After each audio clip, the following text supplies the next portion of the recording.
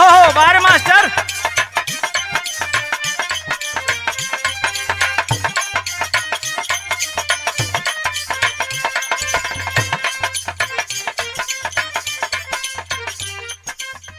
हमारे मास्टर तो बड़ी मिजाजी गीत बजा दिल है भैया। का बजौलन हो? कौनो सुंदर लड़का कोनो सुंदर लड़की के सुघराई का वर्णन कैले बा। ओहो, का कहलस?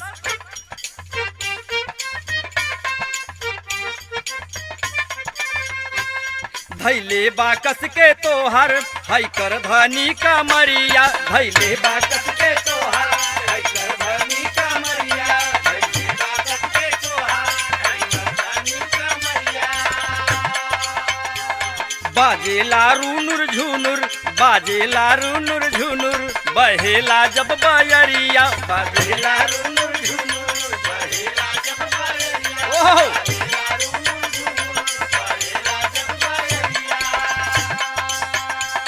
धैले बाकस के ताहर हई कर धनी का मरिया, बाजेला रूनुर झुनुर, बहेला जब बयरिया।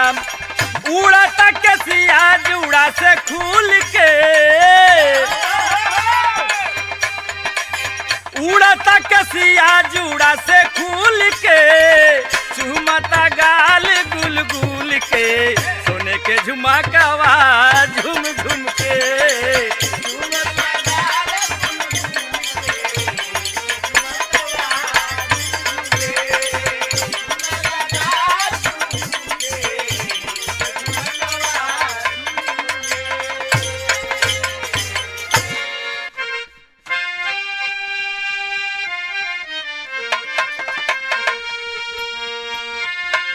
हो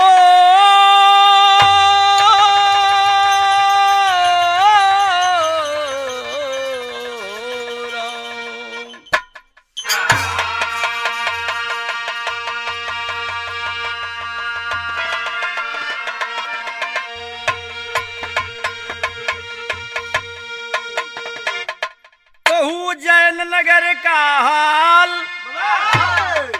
रहल किंचन सिंह महिपाल, लाल अखिलेश पाके राजा हुए निहाल।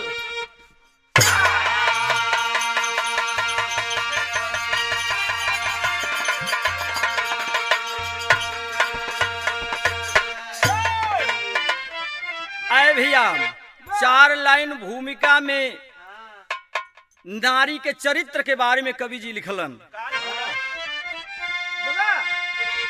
नारी से नर जग में नर से है नारी, नारी ही जग की बनी सृष्टि दाता, नारी की महिमा है वेदों ने गाया, नारी ही जग में कहाती है माता, नारी ही अबला से बन जाती सबला, तब मैदान में छक्का छुड़ाती है नारी।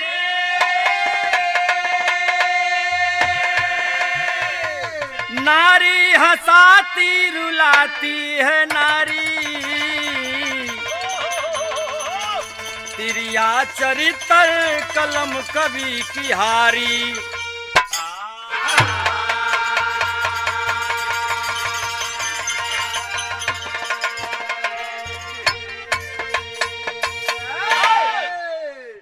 अरे भैया यहाँ 1 लाइन कव्वाली का टुकड़ा लगत हो। कैसे मास्टर?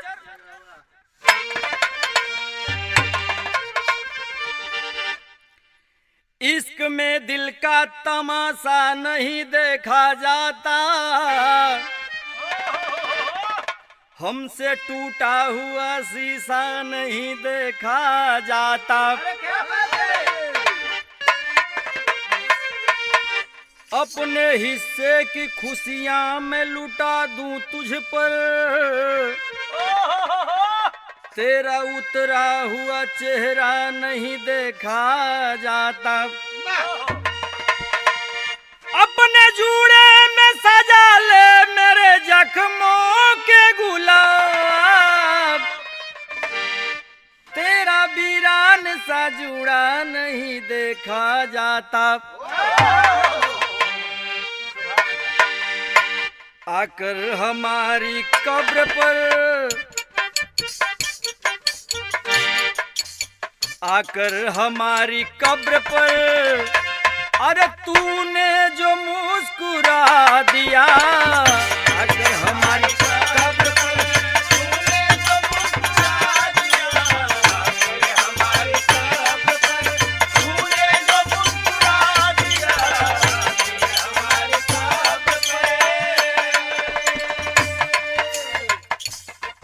चोट खाइल नौजवान जौन कब्रिस्तान में अपन आसियाना बनौले रहल, वो अपने मासूक से कहलस, आकर हमारी कब्र पर,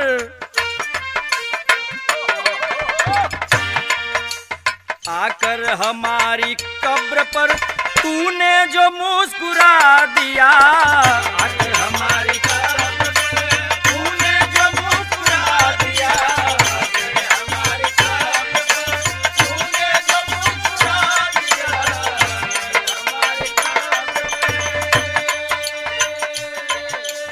आकर हमारी कब्र पर तूने जो मुस्कुरा दिया, आकर हमारी कब्र पर तूने जो मुस्कुरा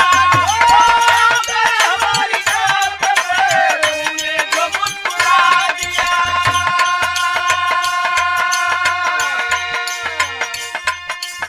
आकर हमारी कब्र पर अरे तूने जो मुस्कुरा दिया, बिजली चमक के गिर पड़ी, बिजली चमक के गिर पड़ी और सारा कफन जला दिया, बिजली चमक के गिर पड़ी और सारा कफन जला दिया, बिजली चमक के गिर पड़ी और सारा कफन जला दिया, बिजली चमक के गिर पड़ी। अरे भैया लेकिन बिरहा में कवि जी ये करे ले सुंदर भाव लिख देलन। कौन भाव लिख देलन भैया?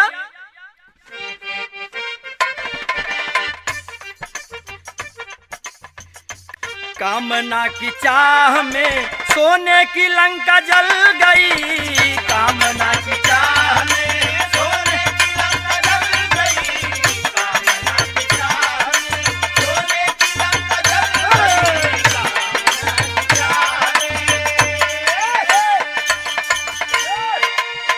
कामना की चाह में सोने की लंका जल गई, कामना की चाह में सोने की लंका जल गई, कामना की चाह में सोने की लंका जल गई, कामना की चाह में अरे सोने की लंका जल गई, वासना की चाह में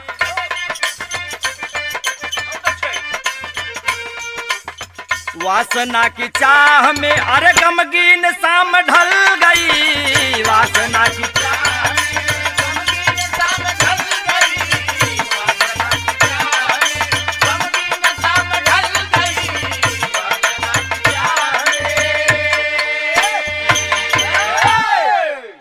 अरे भैया ई हवा से बिरहा के शुरुआत हो गई, कहानी कहाँ के बा कैसन बा, एक एक लाइन बनाए के तनी समझा के आया मास्टर।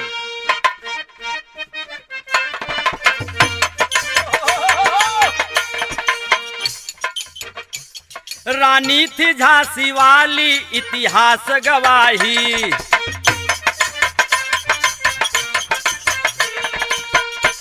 सीता और सावित्री की तुलना करो भाई,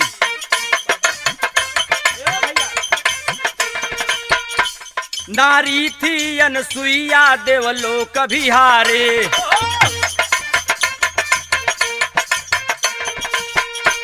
लड़का बना खेलवली सती सत के सहारे,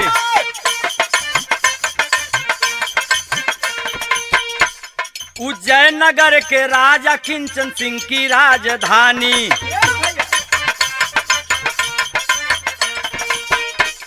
कोकिलसी कोकिला रहली पद्मावती रानी, कोकिलसी कोकिला रहली पद्मावती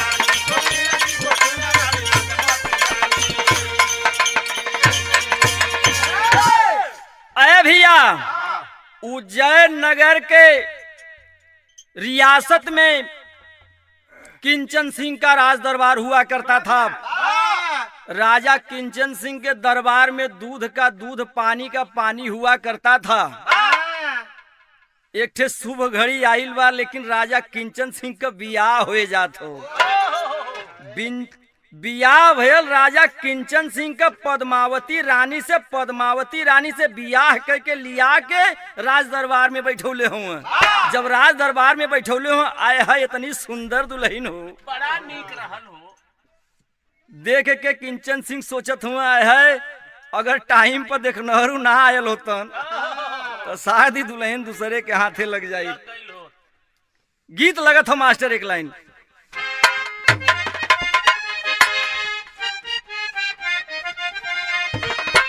कि जहिया से चल गईली अरे छोड़ी के हमके, जहिया से चल गइलू छोड़ी के हमके, जहिया से चल गइलू छोड़ी के हमके।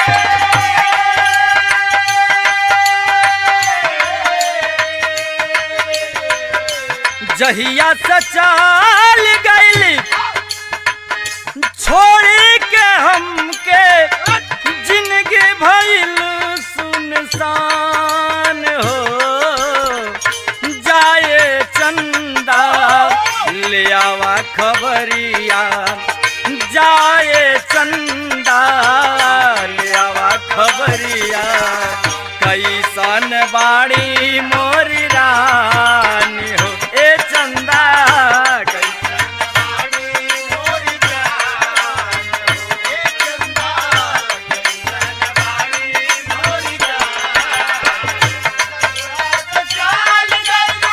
अरे बार मास्टर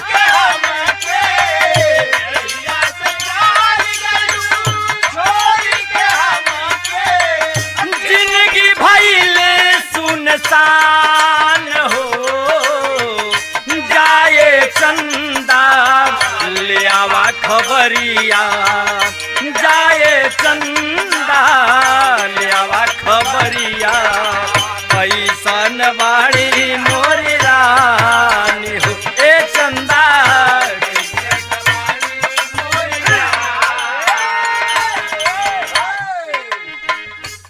अरे भैया, जौने समय दुल्हन बना के राजा किंचन सिंह पद्मावती के राजमहल में लेके आल हुआ, भाव लिखे के भयल,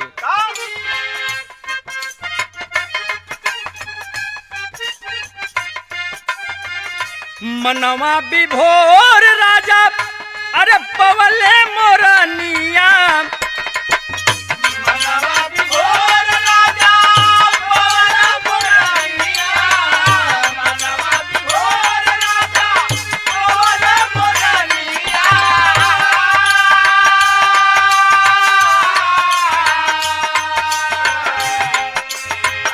मनवा विभोर राजा पवले मोरनिया, नैन लागे बिस के मीठी बान हो। सोचल सपनवा किंचन के तब, सोचल सपनवा किंचन के तब, पूरा भइल यार मान हो। ए राजा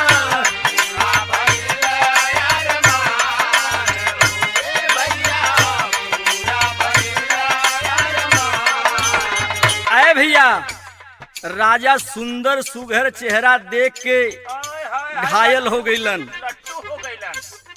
समय बढ़त चल गल, बखत कौन आ गईल, से जिया प गईल जब सोहाग वाली रतिया।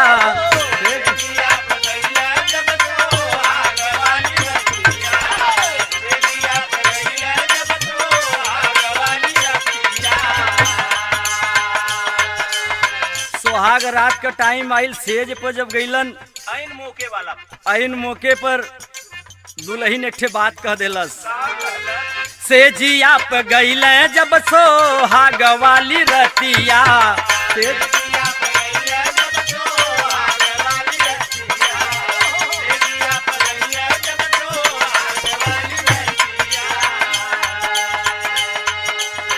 हंसी हंस के पदमा करे मीठी मीठी बतिया, हंसी हंस के पदमा करे मीठी मीठी बतिया, हंसी हंस के पदमा करे मीठी मीठी बतिया। कहले रजनमा तब मांगिला मंगनावा,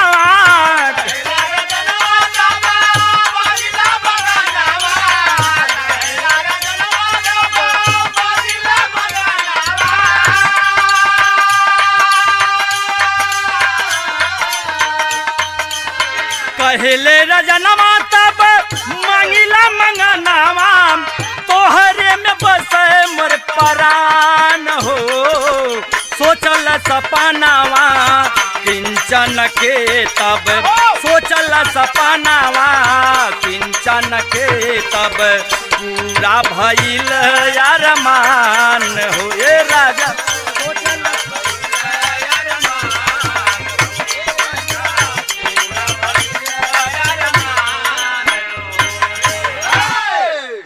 भैया, सुहाग रात वाले दिन, सुहाग रात के जब अपने कक्ष में राजा पहुंचल हुए रानी के पास, रानी के घूंघट उठौले हुए, आया है जैसे दुई जी के चांद बारे दुल्हन। रानी का खूबसूरती देख के राजा कहलन कि अरे रानी, मुंह दिखाई में कुछ मांग काहे न ले तू। रानी कहनी बस बस बस, खाली ख्याल रखिया बतिया जौन कहला है, कुछ मांग काहे न ले तू, समय आई तो हम तो से मांग ले। ऐ भैया धीरे धीरे कुछ दिन बीतल बा, रानी के गोद में एक ठे सुंदर लड़का जन्म लेहलस। सुंदर लड़का जन्म लेहलस, मास्टर सोहर में भाव लगल।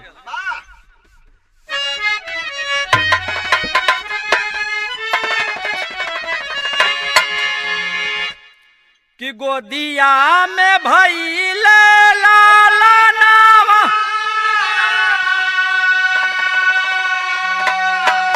त गुजल बायांगन,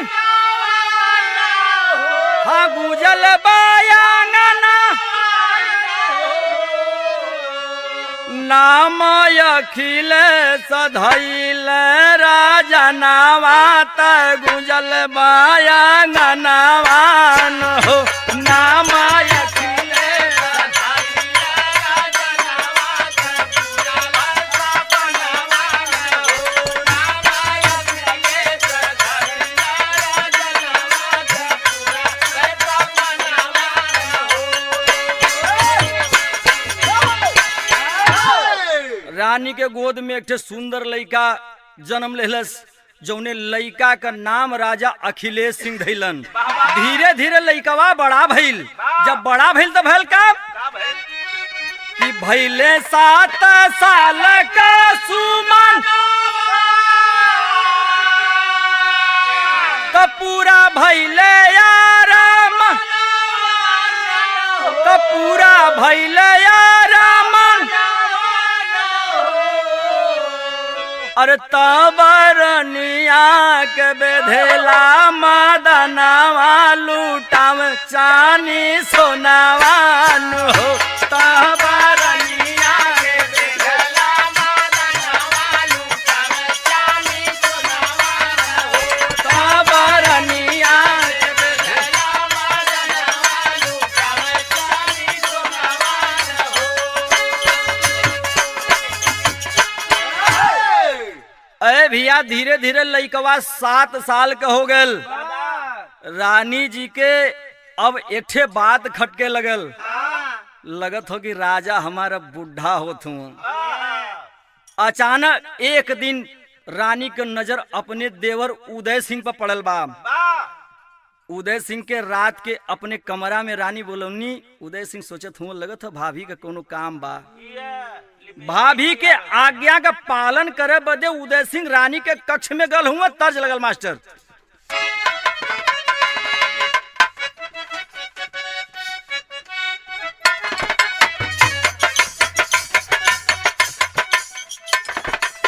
गीत के उहे बोलबा। रतिया में जब रजनी गंधा फूलाई,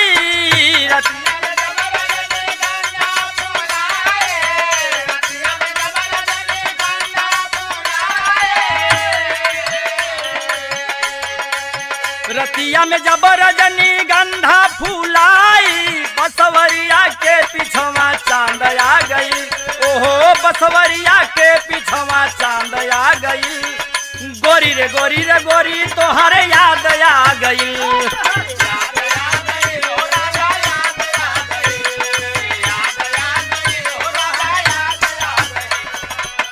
एक दिन रात में अपने देवर को अपने कक्ष में बुला करके रानी कहती है क्या, एक दिन रतिया में देवर को बुलाई।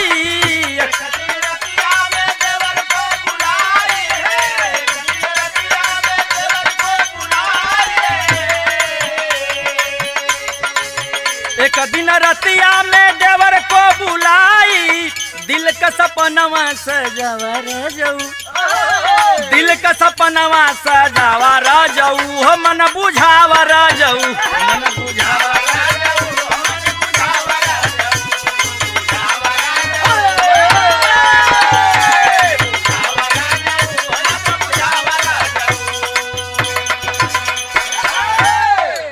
उदय सिंह समझ नहीं पावत हूँ कि आज हमरे संगे का होए वाला बा।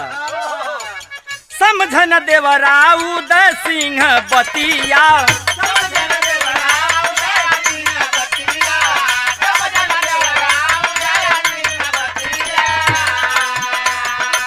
भौजी हमार हो करैलु दूर गतिया, करैलु दूर गतिया।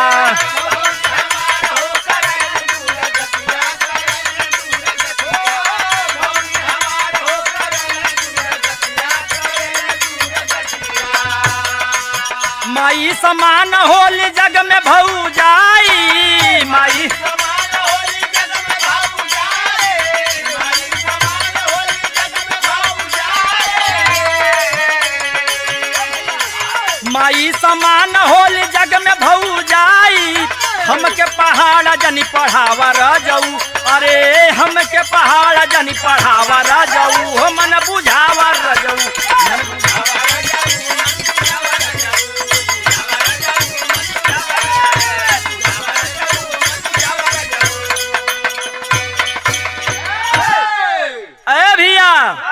उदय सिंह का कलाई पकड़ के कमरा में बैठा लेलिन।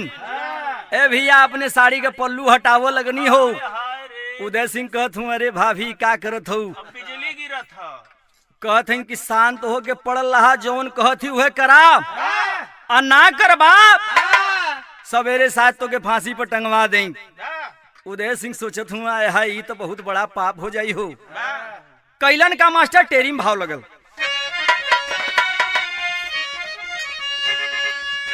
अरे लगाई के दामन में दगिया, अरे लगाई के दामन में दगिया, माई समान होली दुनिया में भौजाई, अरे भौजाई, अरे भौजाई।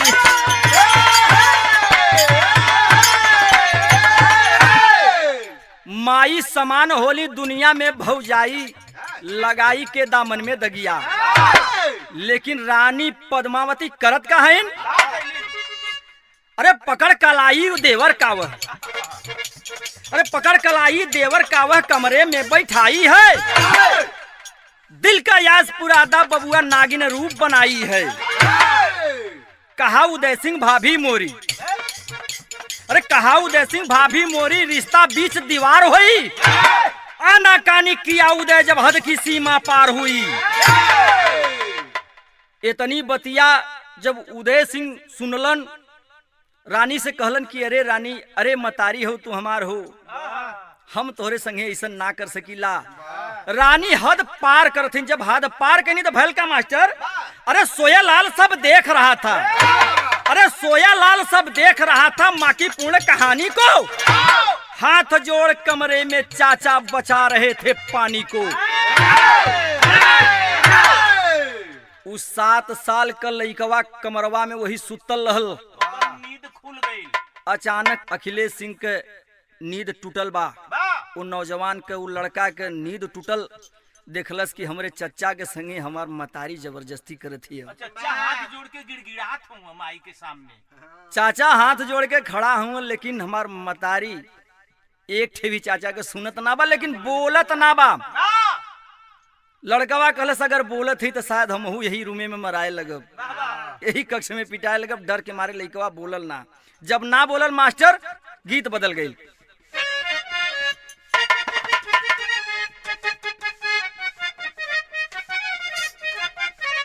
कि सास मारे तानावा,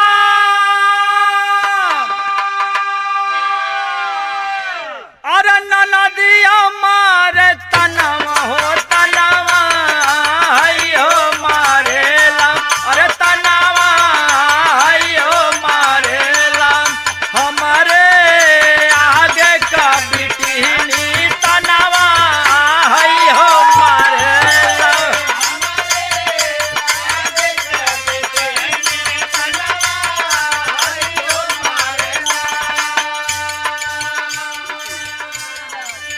ऐ भैया भाव लिखा के पड़ल। रानी कहत हिन राजा से कि करली अरे बयानवा रानी,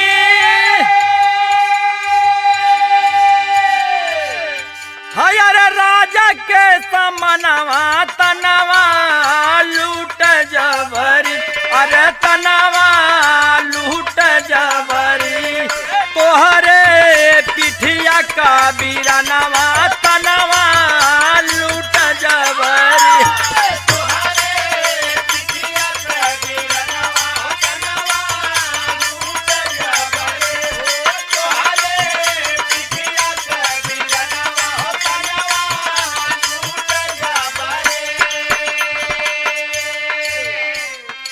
आखिर भयल का ह खुल के बतावा। सही सही बतावा। रानी कहत हन कि सुनल चाहत हुआ पूरा बात, तो सुन ला का।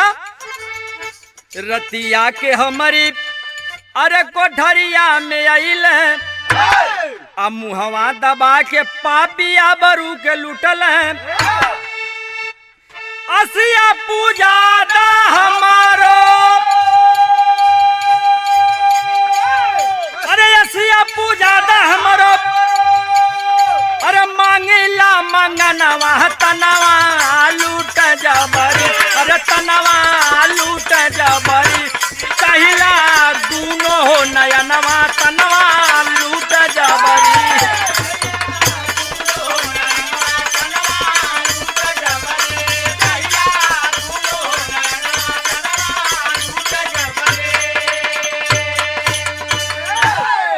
राजा कहत हूँ अगर तोहरे संगे अन्याय भयल बा तो तोके हम वचन भी देले रहली, हमके ऊ वचन खियाल बा, जा ठीक बा।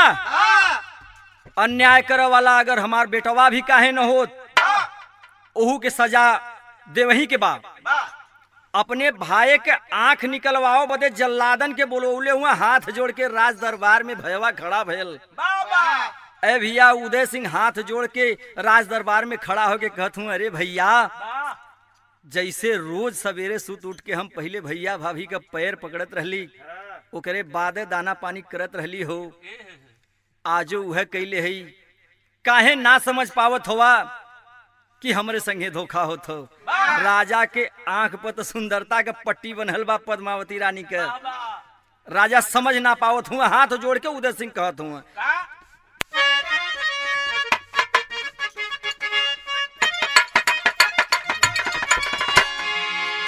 कि कराजी नजियरा, अरे कराजी नजियरा कठोर मोर बीराना, कराजी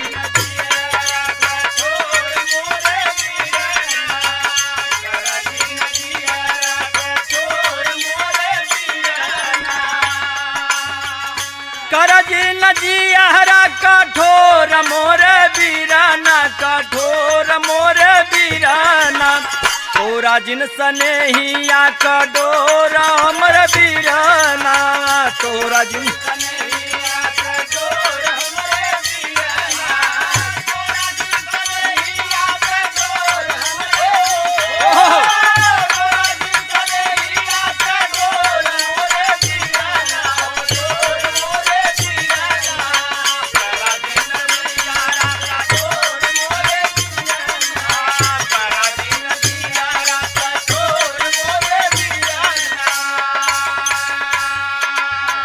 रोज के नियमानुसार आज हम वह कर्मवा के लिए भैया सवेरे सुत उठ के तहार और भौजी का पैर पकड़ के हाथ मुंह धो के तबे दाना पानी कैली, लेकिन हमारे संगे अन्याय होता। भैया कहत बा होता सबेरे पहले पौआ पखरली, होता सबेरे पहले पौआ पखरली, सबेरे पहले पौआ पखरली।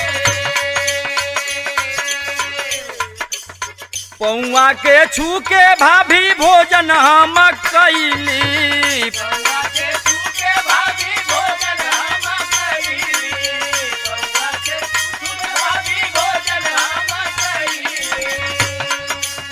दिलवा के देला झाका झोर हमरे बीराना, दिलवा के देला झाका झोर हमरे बीराना, तोरा जिनसा नेहिया का डोर हमरे बीराना।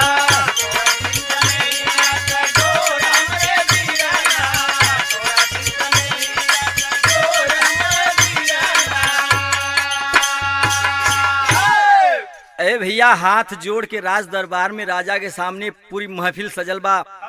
उदय सिंह हाथ जोड़ के खड़ा भइल के रे भैया हमार गलती ना बा हो, अखिया निकले के जब बारी आ गिल, ए भैया हो अखिया निकले से पहले ही झर झर झर झर आंस बहत बा। राज रियासत के लोग सोचत हुए अरे उदय सिंह कैसन गलती कह देहला हो। राजा किंचन सिंह जल्लादन के बोलवा के राजा उदय सिंह के जंगल में ले जाए का आदेश देत हूँ। कैसे मास्टर पहपट लगल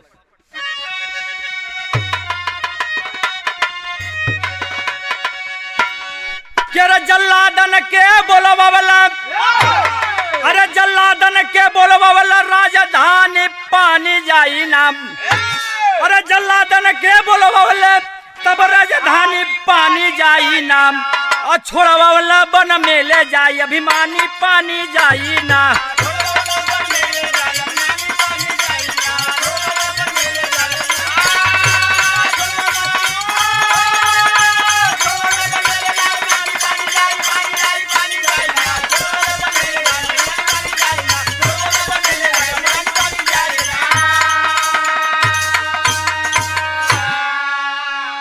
रहल सरतरानी का जवन, अरे चाहिए दुई नया नवा हो, जब ले आँख से देखब नाही करब हम भोजा नवा हो, पीछे पीछे कर लाल निगरानी पानी जाई ना, अरे पलट दिया ब्रह्मा का लिखल लिखानी पानी जाई ना।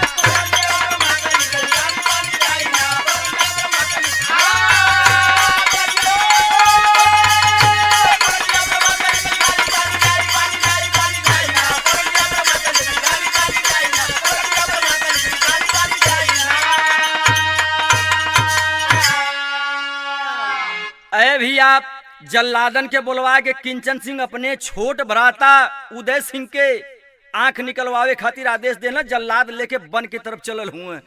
लेकिन भैया वो करेजा छोट लड़का कैसे बर्दाश्त करी ये बात के जौन अपने आंख से देखले रहल दुर्दशा। रात का सीन लड़कवा के ए भैया दिमकवा खिया के समनवा नाचत बा हो। उ लड़कवा सोचलस कि आय हाय ई अन्याय तो हम न होए दे। पीछे पीछे लड़कवा चलल बा, उदय सिंह के पीछे पीछे वो छोट बालक अखिलेश सिंह चलल। कैसे चलल मास्टर आल्हा में भाव लगल।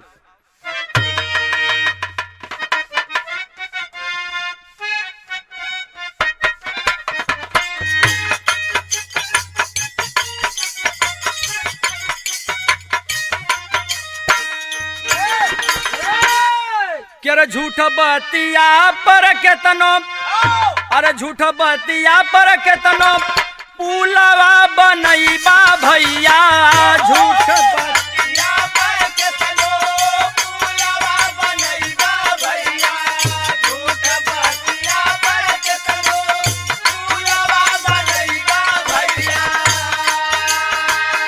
होला पराजित नाही सत्य परसान,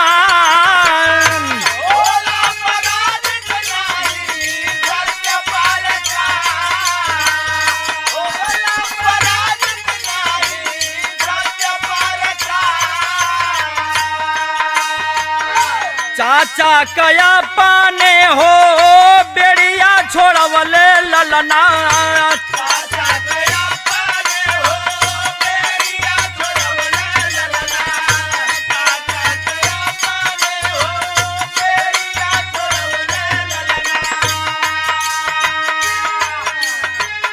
खुशी खुशी कई देला बेटा नेत्रदान।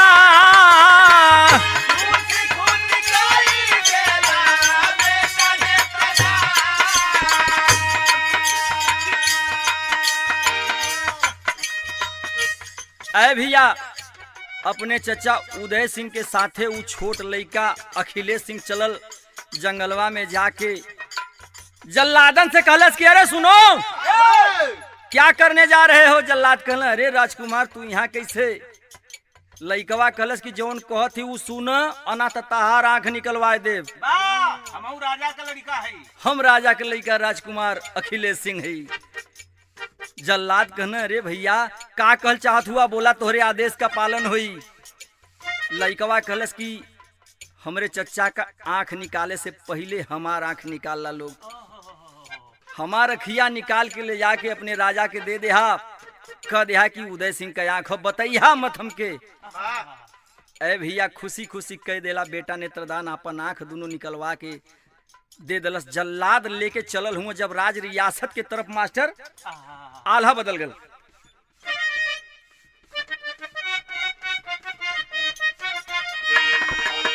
अरे चलल नया नवा लेके राजा का सिपहिया।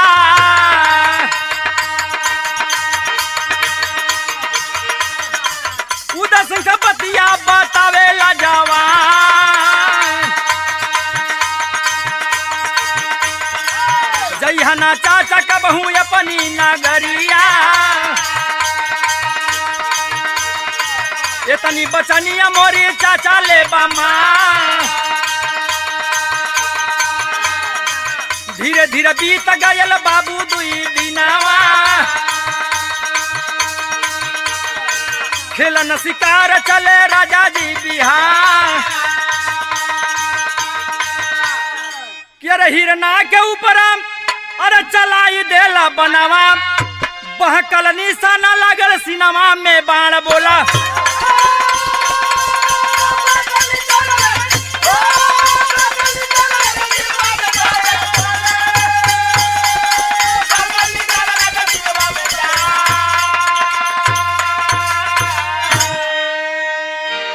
ऐ भैया खुशी खुशी वो अखिलेश सिंह छोट लड़का अपन आंख निकलवा के दे दलस। जल्लाद राज रियासत के तरफ लेके चलल हुआ। वो समय अपने चचा उदय सिंह के समझावत हो कि ये चचा हो अरे गलती से वो नगर में दोबारा कदम मत रखिहा, ना तो उ पपिया तो के छोड़ी है ना। अगर ये जान जाई है कि तोहरे वजह से हमार आंख निकलल बा तब तक तहार और दुर्दशा हो जाई। चचा के अपने बचन बना के छोड़ देलस कि वो राज रियासत के तरफ तक यह मत अपन आंख निकलवा के दे देलस। अरे भैया राजा यहाँ राज दरबार में रानी से पूछत हुआ अखिलेश कहाँ गइल। रानी कहती अरे उ तो वही दिनवा का ननियौरा गल हो। राजा कहत कहिया आई है कहाँ पर 2-3 दिना में आ जाए हैं। ए भैया राजा किंचन सिंह शिकार खेल जंगल में चलल हुआ। एक हिरन देखलन, हिरना के ऊपर बाण चला देलन। आय है हिरनवा तो भागल, उ बाण जाके एक ठे लइका के करेजा बेधत बा। हे माँ कह के आवाज निकलल बा उ लड़कवा के मुंह से। राजा सोचना आय है लगत है केहू का हत्या होत हो। राजा पहुंच के उ लइका के गोद में उठौलन। अरे बाप रे बाप धरती खिसक गईल हो। राजा सोचत हुआ ये कैसे दुर्दशा हो गई। जब राजा गोद में उठा के अपने बात कैलन अरे बच्ची अरे बेटवा हे लाल अरे करेजा का तोहारी ननियाउर हो बेटवा। अरे तहार मतारी तो कहली कि तू ननियौरे गल होवा। लइकवा रो रो के एक ठे बात अपने बाबू से कहलस। राजा से कहत बा कैसे मास्टर।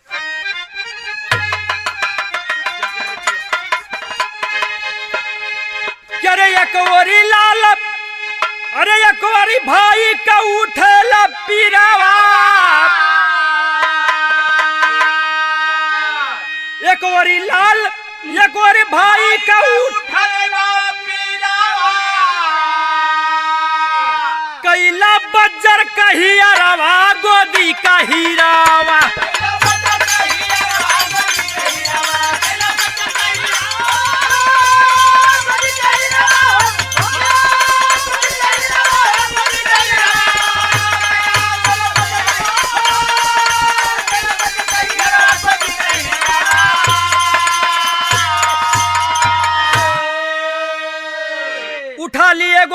लाल को सारा भेद बताया।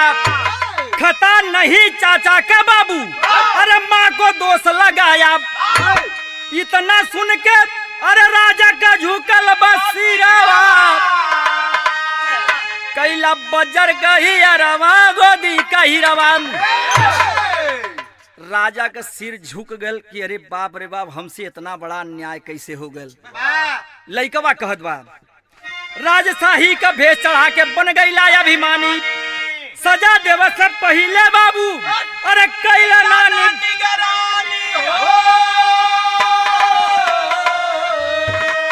इतना सुन के अरे उड़ गईला कलेज पीरा,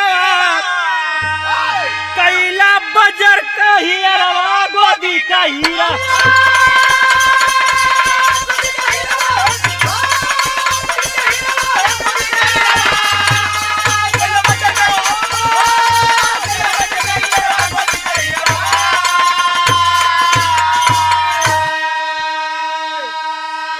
जौने राज दरबार में दूध का दूध पानी का पानी हुआ करता था, आज उस राज रियासत में एक ठे अन्याय हो गल।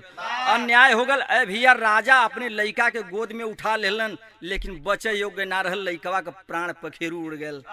अंतिम भाव में लिखे के पड़ल का, गुरमुहाल हरिवंश विदेशी राजा को मूर्छाई, कभी यशोनी राजनाथ है तिरिया जाल बिछाई। कर लगाई के दामन में दगिया, बागी सुबेदार है राजा नीर बहाई, हो लगाई के दामन में दगिया।